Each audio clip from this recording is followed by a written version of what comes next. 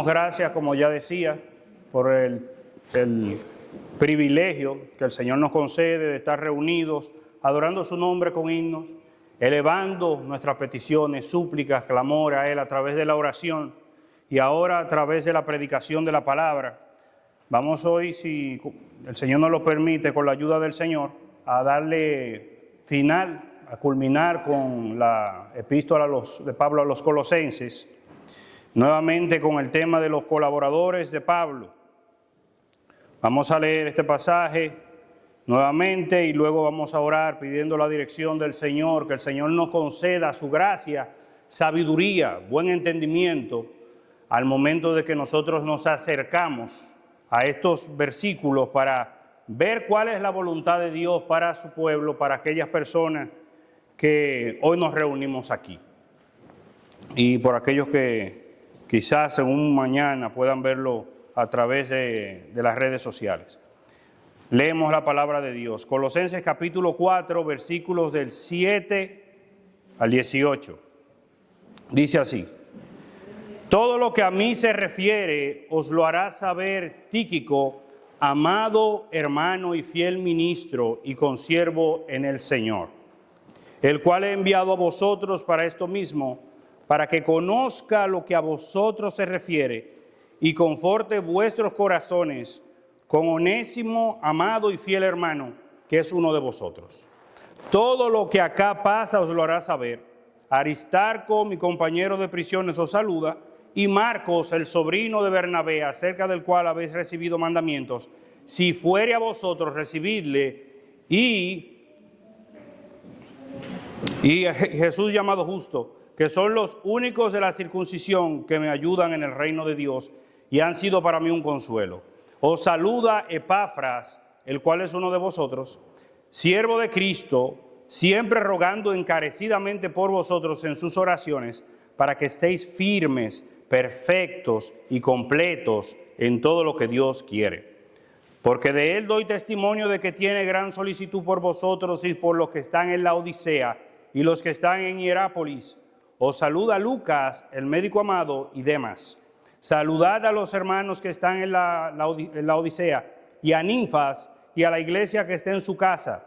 Cuando esta carta haya sido leída entre vosotros, haced también que se lea en la iglesia de los laodicenses, y que la de la Laodicea la leáis vosotros. Decía Arquipo: mirad que cumpla el ministerio que recibiste en el Señor. La salutación de mi propia mano, de Pablo, acordaos de mis prisiones, la gracia sea con vosotros. Amén. Vamos a orar, hermanos. Señor, te damos gracias porque nos concedes tu palabra bendita, oh Señor, y tu palabra, toda escritura es inspirada por Dios.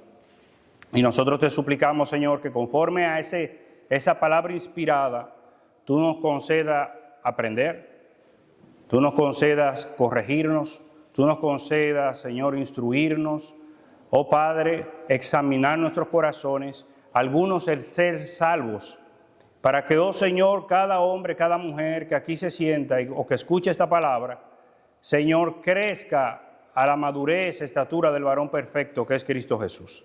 Mira que te suplicamos, Señor, por esto, en el nombre del Señor Jesucristo. Amén, amén. Bueno, como resumen, mis hermanos, recordamos que estamos hablando de este tema de los colaboradores, aquellos que trabajaban juntamente de la mano con el apóstol Pablo. En estos 11 versículos vemos alrededor de 10 personas, 3 iglesias que se mencionan. Y la semana pasada vimos a 3 hermanos que trabajaron de la mano con Pablo. Y esos hermanos eran Tíquico, Onésimo y también Aristarco. Hoy vamos, con la ayuda de Dios, a ver otros colaboradores judíos de Pablo que para él eran consuelo, una esperanza. También vamos a ver la súplica de un pastor buscando que Cristo sea formado en la vida de los colosenses y de hermanos de otras iglesias. Y como también vemos en estos versículos finales, como el comenzar no significa que vamos a terminar bien. La hospitalidad o dando de aquello que tenemos para la gloria de Dios, la importancia de la enseñanza de los apóstoles y el llamado a ser fieles y que cumplamos nuestro ministerio. Con la ayuda de Dios vamos a estar viendo algunas de estas cosas a vuelo de pájaro rápidamente, porque son muchas enseñanzas que se contienen en estos versículos y pienso yo que serán de mucho beneficio para nosotros. Vamos a comenzar, hermanos, con el versículo número 10 del capítulo 4. Ahí lo dejamos la semana pasada y vamos a continuar. Dice: Aristarco, mi compañero de prisiones, os saluda. Ya hablamos de Aristarco. Y Marcos, el sobrino de Bernabé, acerca del cual habéis recibido mandamientos, si fuere a vosotros, recibidle. Si fuere a vosotros, recibidle. ¿Quién es este Marcos? Marcos se dice en el libro de los Hechos que era un hijo de una mujer piadosa llamada María, un nombre muy común en esa época. En la casa de ella estaba la iglesia reunida orando cuando Herodes mató o decapitó a Santiago y también puso en la prisión a Pedro. Cuando Pedro salió por la asistencia del Espíritu Santo, que mandó un ángel, ellos estaban reunidos en la casa de María, la madre de este hombre, de Juan Marcos. Y es bueno ver, hermanos, cómo no solo el ejemplo de esta mujer, hoy que se celebra el Día de las Madres, nosotros vemos en las Escrituras el carácter de mujeres piadosas, mujeres como esta hermana María, pero también vemos a Ana, la madre de Samuel, vemos a María, la madre de nuestro Señor Jesucristo, Elizabeth, Loida y Eunices, que eran las madre y la abuela de Timoteo, que fue un colaborador fiel y verdadero de Pablo. Aquí tenemos a estas mujeres y algunas veces nosotros tenemos que ver la influencia que nosotros vemos en las páginas de las Escrituras hablándonos de estas mujeres.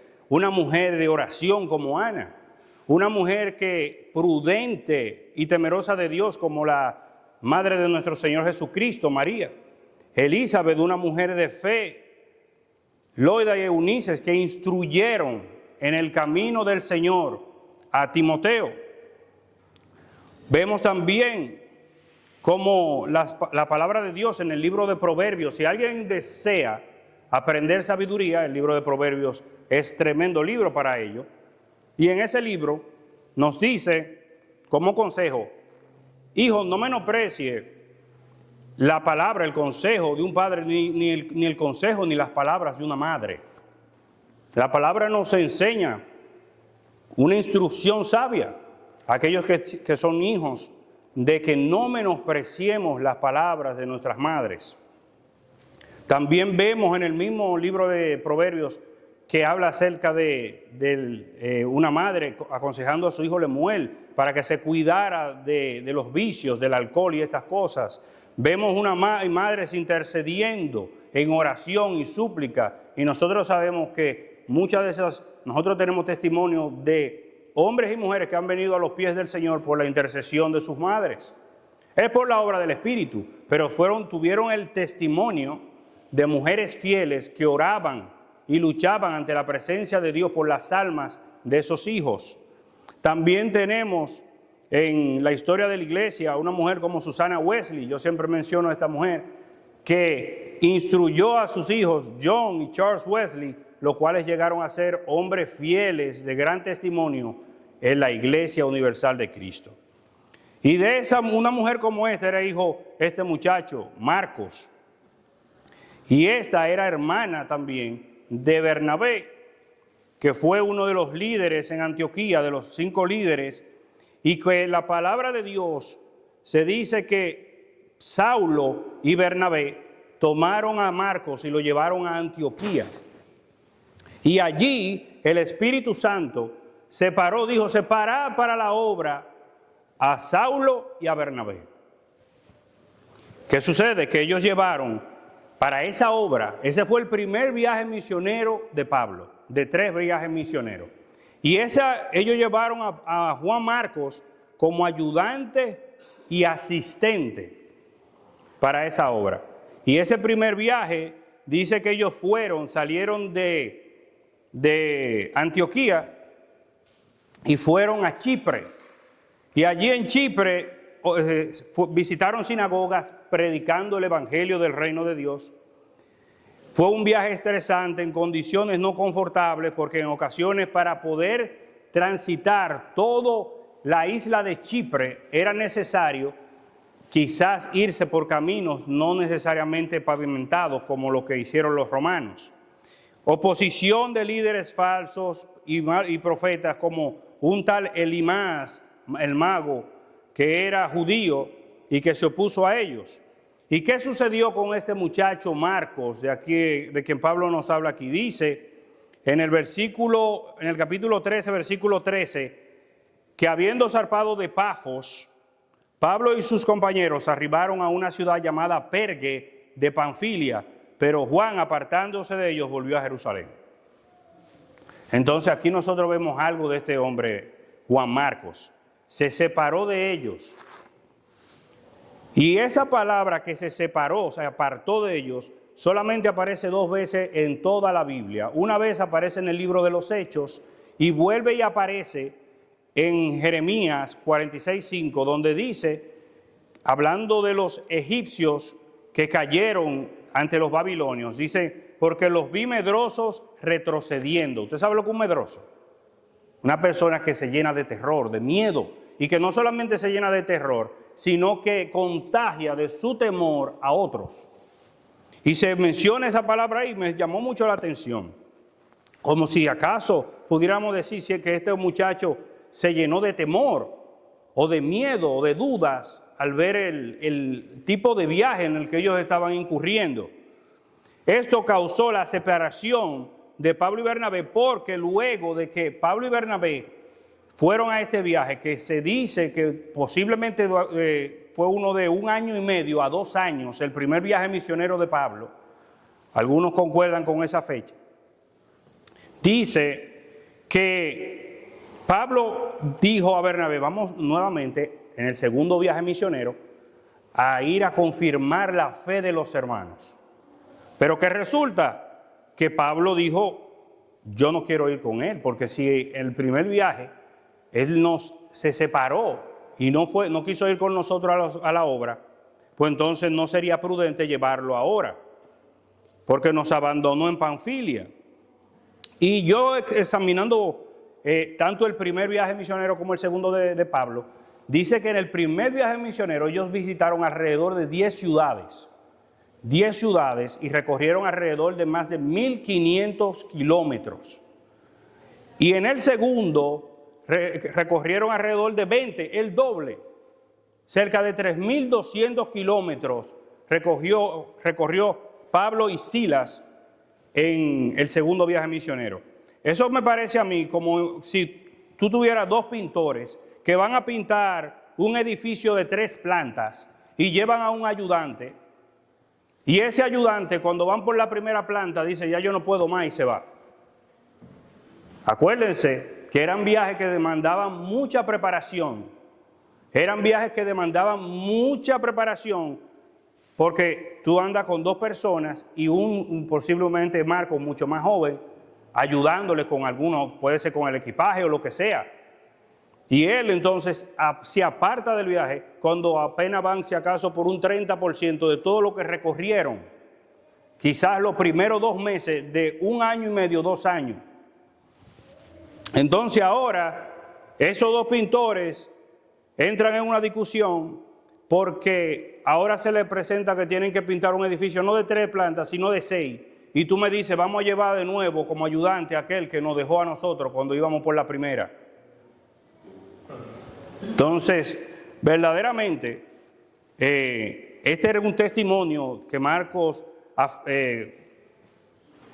mostró que afectó verdaderamente el corazón de Pablo.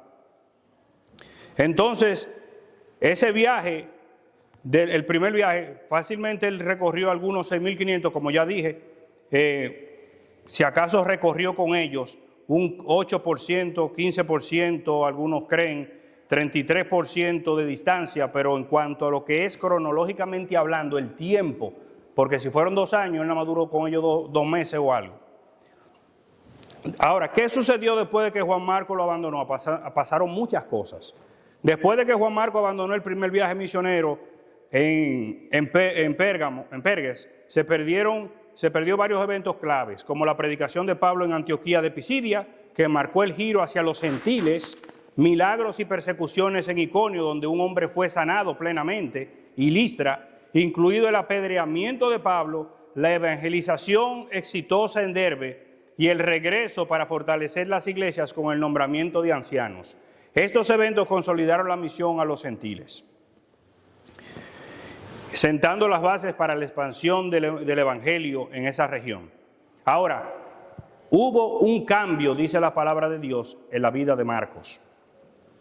Solo Lucas, dice en 2 Timoteo 4:11, está conmigo, toma contigo a Marcos y tráele contigo, porque me es útil para el ministerio.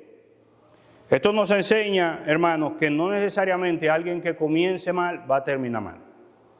Algunas veces nosotros todos estamos en un crecimiento. Y la vida de Marcos nos enseña a nosotros eso, a tener paciencia unos con otros. ¿Que hay personas que nos van a decepcionar? Claro que sí. ¿Que hay personas que nos van a dejar en la primera planta del trabajo cuando son 3? Sí, es cierto. Pero más adelante Pablo le llama en la epístola a Filemón que este Marcos era su colaborador. Las cosas cambiaron. Se dio mandamiento a las iglesias para que los recibieran y le dieran hospitalidad. Y algunos dicen que como Pablo, dice la historia de la iglesia, tuvo una relación muy cercana con Pedro, posiblemente esa relación con Pedro le ayudó a cambiar. Quizá Pedro dijo, déjenmelo a mí que yo lo arreglo. Ustedes saben los tropezones que sufrió Pedro. Y Marcos se dice que llegó a ser muy cercano con Pedro, posiblemente aprendió mucho de él. Y luego se dice entonces este hombre que era útil para la obra. Pero no solo vamos a hablar de Marcos, vamos a hablar un poco también de otro hombre que se menciona aquí, Jesús Justo. Y tanto Aristarco, Marcos y Jesús Justo dice que fueron un consuelo para Pablo, un consuelo, hermanos siendo consuelo y esperanza, porque eran los únicos de la circuncisión. Y yo supongo que para Pablo era quizás doloroso en su corazón, como nosotros vimos ya lo que dice en el libro de los Hechos, que muchas personas que no eran judíos vinieron a la fe. Y los judíos, en gran número, la mayoría, rechazaron el evangelio. Y para él de seguro, como dice en el libro de Romanos, que él hubiese preferido haberse hecho anatema para ganar a aquellos que eran de su pueblo.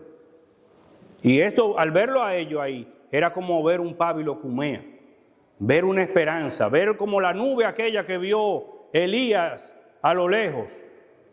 Pero que él sabe que tarde o temprano, en un mañana, vendrá una tempestad. Es la promesa de Dios.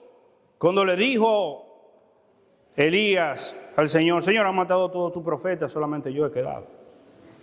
El Señor le dijo, me he reservado 6,000, 7,000 hombres que no han doblado su rodilla ante Baal. Eso, donde hay cientos de miles, no es más que un pequeño remanente, pero Dios los ha preservado. Es importante para Dios. Dios está presente. No se había olvidado de los judíos. Al día de hoy, dicen las estadísticas que hay alrededor de 100,000 a 300,000 judíos que profesan la fe en Jesús, donde hay 15 millones de judíos en el mundo. Eso viene siendo un 2% de la población. Pero 2% que el Señor ha preservado. Asimismo, estos hombres, Aristarco, Marcos y Jesús el Justo, eran para Pablo motivo de alegría, era motivo de consuelo, de ver la mano de Dios aún obrando en un remanente pequeño, pero allí. Y eso debe ser un consuelo para nosotros. Sí, somos unos cuantos aquí, pero el Señor está obrando, está haciendo su obra. El Señor no nos ha abandonado. Él ha prometido eso. Y nosotros debemos de poner esto en nuestro corazón, recordarnos de esa misma situación. Señor, pero solamente son un remanente, son pocos. Son 3. Pero como Pablo, traer consuelo a nuestro corazón de lo que Dios hace. Amén. Vamos a hablar de un hombre que también nos trae este pasaje en el versículo 13, llamado Epafras. Dice, os saluda Epafras, el cual es uno de vosotros, siervo de Cristo, siempre rogando encarecidamente por vosotros en sus oraciones. ¿Para qué? Oigan, yo creo que este es el único del que se dice de todos los colaboradores que se nos dice algo de lo que él desea, de lo que él hace, de su accionar. Todo lo demás se nos habla acerca de las características, pero de este se nos dice que oraba y pedía. Y dice que él pedía de esta manera, rogando encarecidamente con todo su corazón por vosotros en sus oraciones, para que estéis firmes, perfectos y completos en todo lo que Dios quiere. Porque de él doy testimonio de que tiene gran solicitud por vosotros y por los que están en la Odisea, no solo por los colosenses, sino por la iglesia en la Odisea y la que estaba en Hierápolis. Este hombre tenía un corazón que ardía en oración y en súplica por esos hermanos. Pero no cualquier súplica, era una súplica en específico. Por eso le he llamado el guerrero de la oración, y que buscaba la meta de formar a Cristo en cada cristiano, un siervo de Dios. Oración por los hermanos por su madurez. Agonizaba, luchaba, batallaba en oración por los colosenses, rogando para que estén firmes, conociendo perfectamente y completamente la voluntad de Dios, perfectamente y completamente. Esta es la petición del Padre nuestro: hágase tu voluntad, aquí en la tierra como en el cielo. ¿Cómo nosotros vamos a conocer la voluntad de Dios? ¿O dónde vamos a buscar la voluntad de Dios? ¿Qué Dios quiere? Bueno, escuchen estos versículos. Versículos así de la palabra que nos enseñan acerca de esto. Porque esta es la voluntad de Dios, vuestra santificación.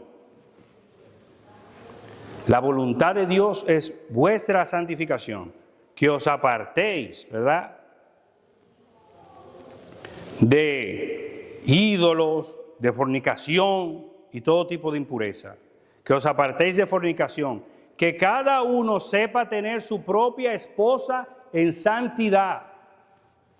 No podemos andar como el mundo, sino que Dios ha trazado cuál debe ser el comportamiento de un hombre en su matrimonio. Cada uno sepa tener su propia esposa en santidad y honor, honrando a su esposa, no en pasión de concupiscencia como aquellos que son de las otras naciones, de las naciones que no conocen a Dios. Entonces Dios comienza a decir en la palabra cuál es su voluntad. ¿Qué dice también en Primera de Tesalonicenses 5:18? Da gracia en todo. En todo tenemos que dar gracia. ¿Y por qué? Porque esta es la voluntad de Dios para con vosotros en Cristo Jesús. Entonces ya estamos viendo que hay situaciones difíciles, hay enfermedades, hay pruebas, hay condiciones económicas que realmente parece que nos comprimen, nos aplastan. Y Dios dice que debemos de dar acciones de gracia en todo, porque esa es la voluntad de Dios en Cristo Jesús para nosotros. Ya el Señor va demostrando cuál es su voluntad. Dice en 1 de Pedro 2:15, porque esta es la voluntad de Dios, que haciendo bien hagáis callar la ignorancia de los hombres insensatos. Dios nos manda que aprendamos a sujetarnos a su palabra, hagamos el bien, como la palabra nos dice claramente, que el primer mandamiento es amarás al Señor con todo tu corazón, pero también el segundo dice amarás a tu prójimo como a ti mismo. Y en eso se resume toda la ley y los profetas. En el amor, porque el que ama no hace mal a su prójimo.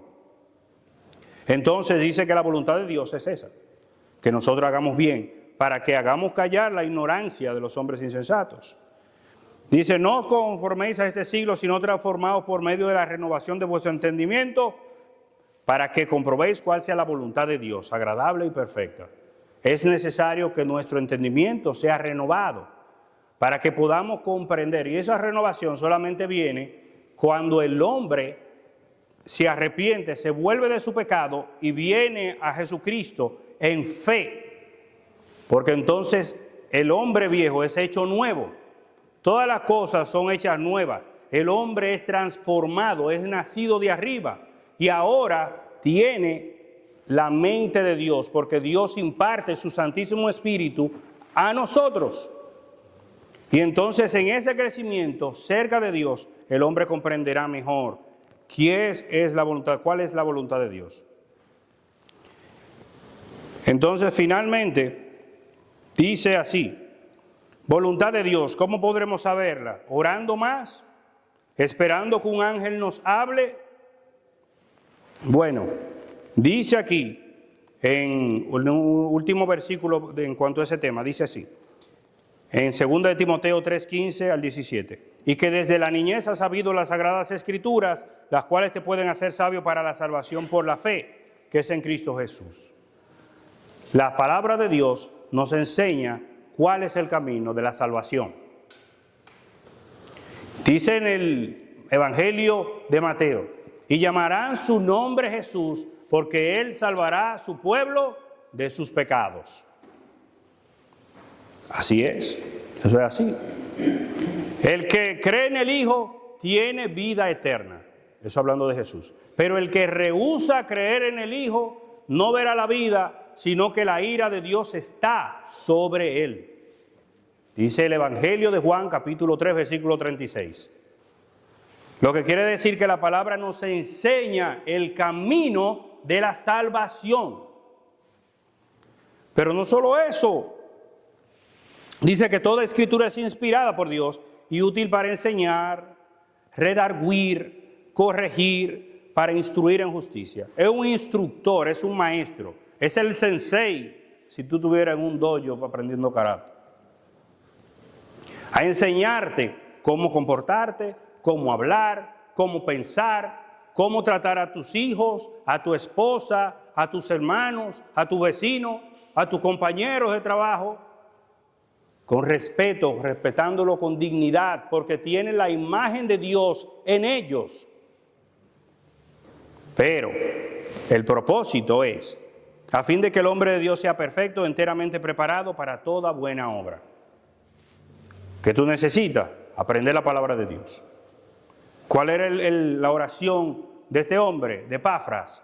Que aprendiéramos plenamente y completamente todo el consejo de Dios, la voluntad de Dios, para que estemos firmes.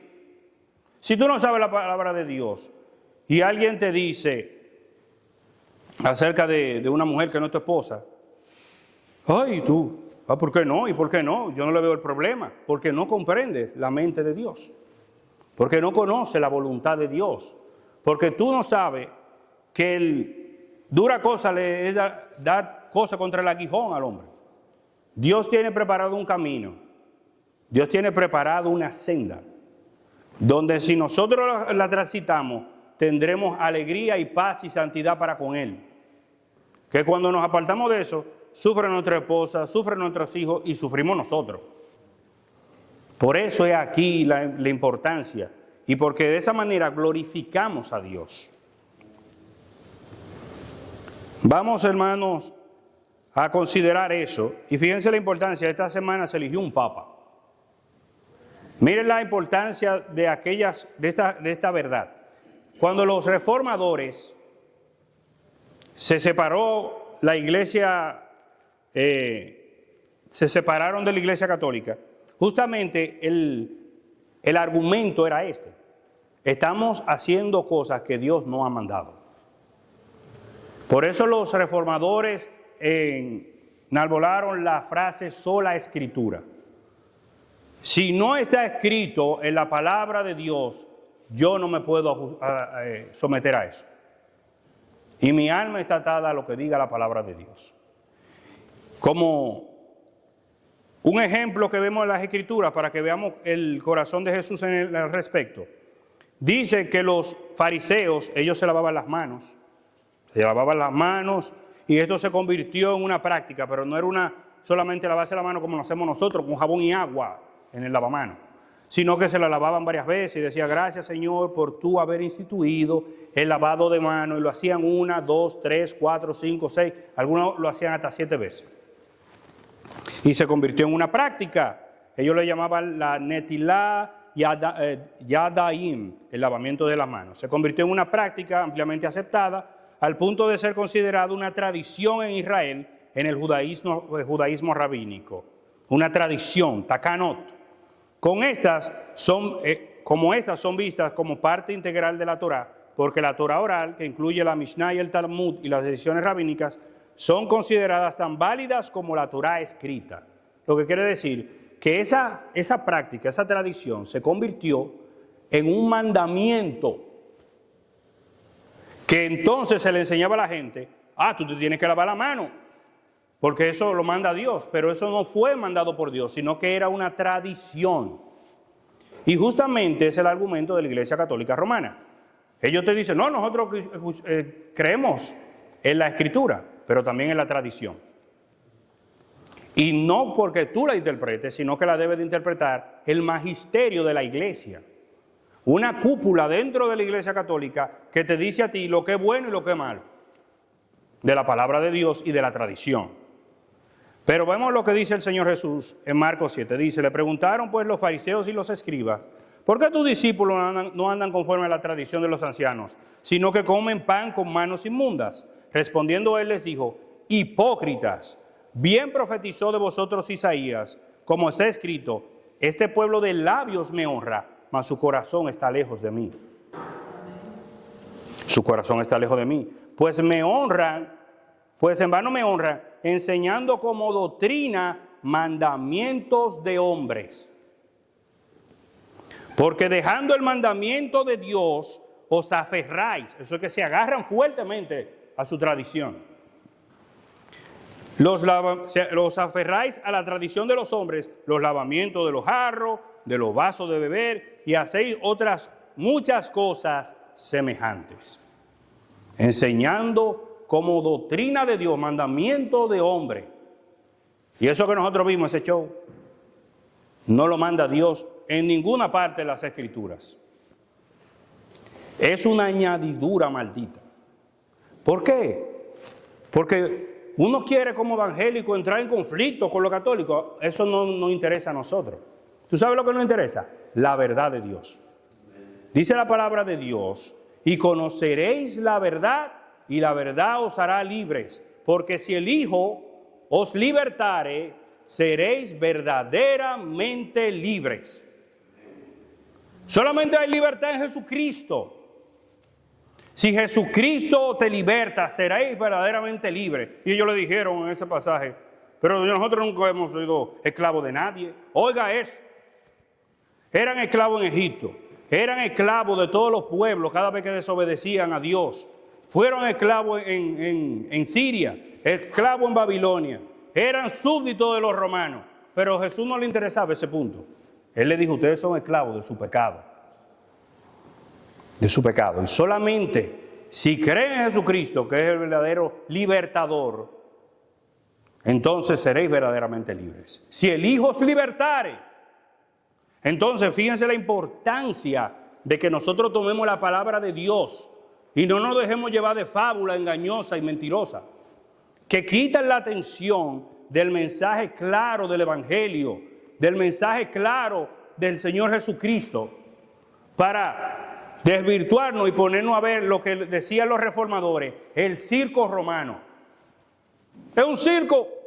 Si tú entras a una iglesia católica y honestamente, hasta el día de hoy, cuando yo recuerdo cuando yo iba allá a la 40, a la iglesia San Pablo, había unas imágenes en las paredes que eran atrayentes, atraen los ojos. un incienso, atrae el olfato. Y hay muchas cosas como estas. Pero entonces, ¿dónde está el llamado claro y preciso a que conozcan la voluntad de Dios y que se arrepientan los hombres de sus pecados y vengan a través de Jesucristo, que es el único mediador entre Dios y los hombres, a tener una relación plena y verdadera con Dios a través de su Hijo? Por eso es la importancia de que conozcamos todo el consejo de Dios y que Epafras oraba y suplicaba al Señor por ello. Eso es así, mis hermanos. Una petición constante. Y nosotros vemos que, al igual que este hombre, sigue las Escrituras hablándonos de otros. Habla de Lucas el amado, nos habla de este hombre que dice que al final de su vida solamente él estaba junto a Pablo. Un hombre que perseveró también hasta el final. Vemos a Demas que fue un apóstata. Y hay aquí algo importante. No necesariamente todos los que están y comienzan y caminan con nosotros terminarán. Es lamentable, es triste. Porque Pablo dice de él porque Demas me ha desamparado. Esa versión dice desamparado. Qué triste esa palabra. Me ha desamparado. Sí, amando este mundo, y se ha ido a Tesalónica. Dice ya en los últimos versículos: saludad a los hermanos que están en la Odisea y a Ninfas y a la iglesia que está en su casa. Este Ninfas dice que no se sabe si, hay un debate hasta el día de hoy, no se sabe si era hombre o mujer. La terminación del nombre algunas veces no es clara y no se sabe, y primero los escritores, los padres de la iglesia, hay diferencia de opinión en cuanto a esto. Pero lo importante de ver es que este Ninfas dice que la iglesia estaba en su casa. Es una persona que puso lo que de Dios recibió para el bien del pueblo de Dios. Su casa. Recibía a la persona en su casa, la iglesia se desarrollaba, porque la iglesia no tenían locales como tenemos al día de hoy, sino que se reunían en los hogares. Dice también el 16, cuando esta carta haya sido leída entre vosotros, haced también que se lea la iglesia de los laodicenses y la de la Odisea entre vosotros. John MacArthur cree que la carta a los laodicenses es la carta a los efesios. Lo que sucede es que en algunas copias antiguas de la carta a los efesios, no dice a los efesios y hace la introducción inmediatamente. Tíquico tenía la misión de llevar, si ustedes leen el libro de los Efesios, la carta a los Efesios, a los Colosenses y, como yo dije la semana pasada, también a Filemón. Él y algunos cuantos hombres creen, y eso no de ahora, que la carta a los Efesios es la carta que iba dirigida a los laodicenses. Pero otros creen que no, que es una carta que simplemente no permaneció, no se guardó o se perdió simplemente. Pero nosotros vemos que no sería algo extraño en las Escrituras. Yo no sé si ustedes se acuerdan de un pasaje en el Antiguo Testamento donde habla que Salomón escribió 3,000 proverbios y sobre 1,000 cánticos, pero lo único que nosotros tenemos de Salomón son alrededor de 500, 700 proverbios. O sea, eso viene siendo ¿cuánto? ¿Un 20% o menos de un 20%? Exacto.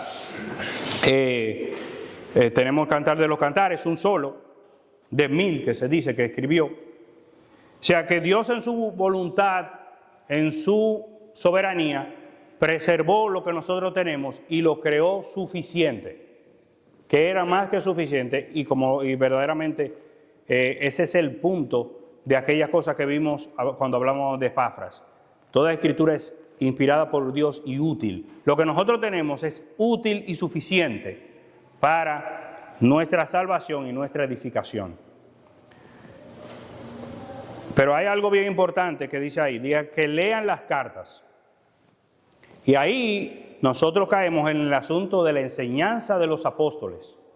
Toda escritura y enseñanza de los apóstoles debía de ser leída y también aplicada. En el versículo 17 nos habla de Arquipo. Mira que cumplas el ministerio que recibiste en el Señor. Mira. Y luego de que nosotros hablamos de todos estos hombres, desde Tíquico hasta el ejemplo de Epafras y todos los demás que se mencionan ahí, ¿qué podemos decir nosotros? Que hemos recibido un ministerio, hemos recibido un llamado de Dios, hemos recibido la salvación y la vida eterna, hemos recibido primeramente la vida, luego la salvación, hemos recibido su Espíritu Santo como un sello de la promesa de la vida eterna. Entonces, debemos de nosotros decirnos ese último versículo a nosotros mismos. Miremos que cumplamos el ministerio que hemos recibido del Señor. Pongamos atención a lo que el Señor nos ha dado. Pongamos esfuerzo. Que como dijo el Señor Jesucristo en el Evangelio, dice así, voy a parafrasear lo que dice. Cuando él habla acerca de hombres que quieren un puesto de relevancia dentro de la iglesia. Aquellas personas que andan buscando notoriedad. Él dice así, pero no será así entre vosotros, sino que el que quiera hacerse grande entre vosotros será vuestro servidor. El que quiere ser un grande debe ser un servidor. Nosotros vemos en el ejemplo de esos hombres, colaboradores, que eran servidores. Y el que de vosotros quiera ser el primero, será siervo de todos. Porque el Hijo del Hombre, y fíjense aquí donde nos lleva a Jesucristo, que es el ejemplo de los ejemplos, que es el norte de nosotros los cristianos. Porque el Hijo del Hombre no vino para ser servido, sino para servir. ¿Y para qué más? Y para dar su vida en rescate por muchos. Así como el Señor dio su vida, vino a servir, dio su vida, nosotros debemos de poner la nuestra también, en rescate por muchos. Pablo entregó su vida hasta el final, donde murió decapitado, pero dio su vida y eso trajo mucho fruto, alcanzando a los gentiles. Eso somos nosotros, que estamos aquí por ese ministerio que el Señor llamó a ese hombre para que realizara. Entonces nosotros debemos de seguir en los pasos de nuestro Señor y de rogarle, Señor, ayúdanos, mira la dureza de mi corazón. Yo tengo mis propias debilidades, pero permíteme, Señor, verdaderamente seguir el testimonio que tú mostraste, como dice aquí, para dar tu vida en rescate por muchos y para servir. Ayúdame, Señor, a mí en seguir también en pos de ese caminar.